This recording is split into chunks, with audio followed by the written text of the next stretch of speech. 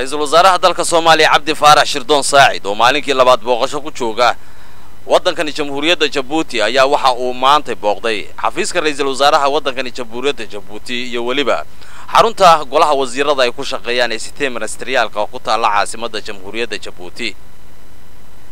Ra'iisul wasaaraha ayaa waxa uu sidoo kale booqasho ku soo maray labada dikadood ee waaweyn ee caalamiga ee waddankan Jamhuuriyadda Djibouti halkaas oo kula soo kulmay qaabka ay wax u socdaan dekadahaasi isla markaana uu aad ula dhacay howlaha waddankan Jamhuuriyadda Djibouti ee dhinaca horumarka ah.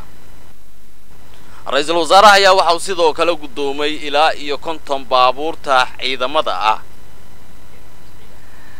Ra'iisul wasaaraha ayaa waxa uu sidoo kale Jamhuuriyadda Djibouti ka gudoomay ilaa 50 gaadiidka ciidanka ah oo loogu wareejiyay xarunta ciidamada militariga ay ku leeyihiin xaafadda balbale caasimadda Jamhuuriyadda Djibouti waxaana halkaasi uu joogay mas'uuliyiin uu kamid ahaa wasiirka difaaca ee waddanka Jamhuuriyadda Djibouti iyo wasiirka arrimaha gudaha iyo madax kale. waxaana kulankaasi ra'iisul wasaaraha dalka Soomaaliya uu ballan qaaday in gaadiidkani ay noqon doonaan gaadiid u adeega shacabka Soomaaliyeed difaaca isla markaana qayb ka qaata hanaanka amni soo xilinta Soomaaliya.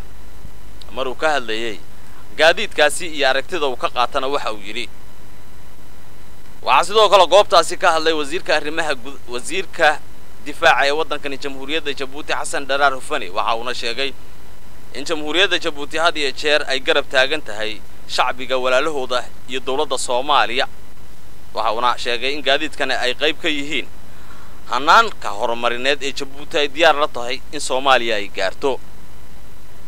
Mikael Cabdirashiid Bare, telefishinka qaranka Soomaaliyeed, Djibouti.